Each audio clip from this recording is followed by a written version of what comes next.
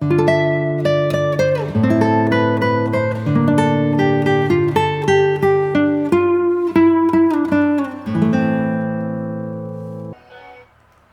Friends, welcome to our channel. Friends, आज हम देखेंगे प्रोबेट ऑफ ए विल के बारे में। फ्रेंड्स, वीडियो अंत तक देखिए, लाइक कमेंट शेयर कीजिए और सब्सक्राइब करना न भूलिए। तो चलिए जानेंगे प्रोबेट के बारे में जानकारी। अब कुछ सवाल है, क्या वसीयत के साथ प्रोबेट आवश्यक है? क्या प्रोबेट कोर्ट से गुजरने में वसीयत में कितना समय लगता है? क्या जीवित पति या पत्नी होने पर प्रोबेट आवश्यक है? क्या होता है जब प्रोबेट के दौरान एक लाभार्थी की मृत्यु हो जाती है?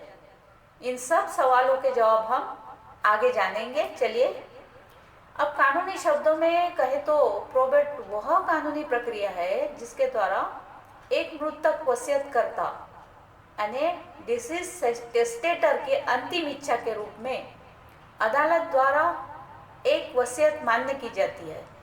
अब सरल शब्दों में कहे तो प्रोबेट का अर्थ है कि न्यायालय या सक्षम अधिकार क्षेत्र इनसे प्रमाणीकरण की एक प्रति जिसे वसीयत के लाभार्थी को हस्तांतरित किया जा सकता है। अब प्रोबेट यानी कि इच्छा पत्र के लाभ क्या है? यह एक छोटे संपदा यानी स्टेट की रक्षा में मदद करता है। यह उन मामलों को दिशा देता है जहां कोई वसीयत नहीं है, ताकि सही लाभार्थी को वसीयतकर्ता की विरासत प्राप्त हो। अब प्रोबेट प्रक्रिया उन लोगों के लिए फायदेमंद है जो विल के वितरण का प्रचार करना चाहते हैं। प्रोबेट आपको 90 दिन की अवधि में संपत्ति के सभी लेनदारों को बंद करने का मौका देता है। यह एक कानून की अदालत में लेनदार के दावे को चुनौती देने के लिए एक शस्त्र के रूप में इस्तेमाल किया जा सकता है। अगर आपको लगता है कि लेनदार ने गलत तरीके से दावा किया है तो प्रोबेट अदालत को डिस्प्यूटेड वसीयत को संभालने का अवसर प्रदान करता है।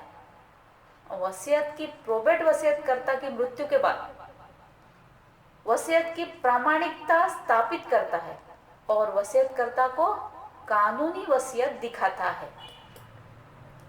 अब एक प्रोबेट विल के लिए चेकलिस्ट कौन सी है? चलिए जानेंगे।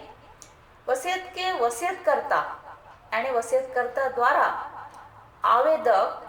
आवेदक के पक्ष में तैयार किया जाना चाहिए, पंजीकृत होना चाहिए यानी मस्ट बी रजिस्टर्ड होना चाहिए, और प्रोबेट के अधीन परीक्षक यानी सबऑर्डिनेट एग्जामिनर द्वारा निरस्त नहीं किया जाना चाहिए यानी कैंसल नहीं किया जाना चाहिए। अब वसीयतकर्ता का मृत्यु प्रमाण पत्र आवेदक द्वारा प्राप्त किया जाना चाहिए। कोर्ट फीस का विधिवत भुगतान यानी कोर्ट फीस अधिनियम के अनुसार किया जाना चाहिए। आवेदन दाखिल करने के लिए उपयुक्त क्षेत्राधिकार की पहचान किया जाना चाहिए। अब एक प्रोबेट प्राप्त करने के लिए प्रक्रिया क्या है? कौन सी प्रोसीजर है? जब आप सोच सकते हैं कि प्रोबेट के लिए प्रक्रिया कठिन और समय लेने वाली है, तो ऐसा नहीं है। पूरी प्रक्रिया 4 चरणों में की जाती है, जो इस प्रकार है। अब आवेदन तैयार करें यानी पहला कदम जिला न्यायाधीश को यानी डिस्ट्रिक्ट जज को एक आवेदन पत्र के माध्यम से विधिवत हस्ताक्षरित और सत्यापित यानी साइन एंड वेरीफाइड या नागरिक प्रक्रिया संहिता कोड ऑफ सिविल प्रोसीजर के तहत निर्धारित प्रारूप में एक याचिका यानी कि पिटीशन के माध्यम से तैयार करना है। यह वसीयतकर्ता की मृत्यु के 7 दिन बाद किया जाना चाहिए। अब आवेदन जमा करें। आवेदन को वकील द्वारा तैयार करने और संपत्ति के अधिकार क्षेत्र के तहत उच्च न्यायालय में भेजने की आवश्यकता है। अब कुछ मामलों में एक निचली अदालत यानी लोअर कोर्ट आवेदन स्वीकार कर सकते हैं। अब प्रोबेट के लिए आवेदन करते समय कुछ दस्तावेज जमा करने होते हैं। आपको उन दस्तावेजों को दिखाना होगा जो यह साबित करते हैं कि इच्छा शक्ति यानी वसीयत वास्तविक है। आपको वसीयतकर्ता के मृत्यु प्रमाण पत्र दिखाने की भी आवश्यकता होती है और यह साबित करने के लिए वसीयत को अंजाम दिया जाता है कि वसीयतकर्ता को उसकी मर्जी के अनुसार वसीयतकर्ता द्वारा निष्पादित किया जाता है यानी एग्जीक्यूटेड किया जाता है। अब अदालत द्वारा आवेदन प्राप्त करने के बाद यह सभी विवरणों को सत्यापित करता है यानी वेरीफाई करता है और प्रोबेट को दावा करने के लिए मृतक के निकटतम परिजनों को निमंत्रण पत्र जारी करता है।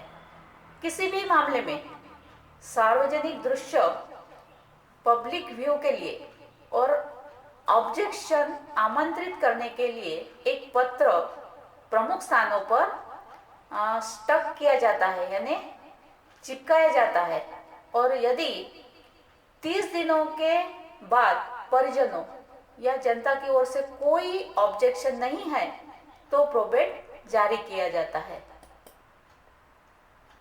एक प्रोबेट के लिए आवश्यक दस्तावेज क्या है, कौन से लगते हैं आवश्यक दस्तावेज डॉक्यूमेंट्स? तो वसीयत की एक प्रति अगर एक बनाई गई थी तो वसीयतकर्ता का नगर पालिका मृत्यु प्रमाण पत्र, एक पत्र जिसमें कहा गया है कि अंतिम वसीयत तैयार करते समय जो परीक्षक है साउंड माइंड का था यानी सुदृढ़ था। अब प्रमाण की वसीयत को वसीयतकर्ता द्वारा एग्जीक्यूटेड किया गया है। सो फ्रेंड्स, ये थी प्रोबेट के बारे में पूरी जानकारी। Thank you.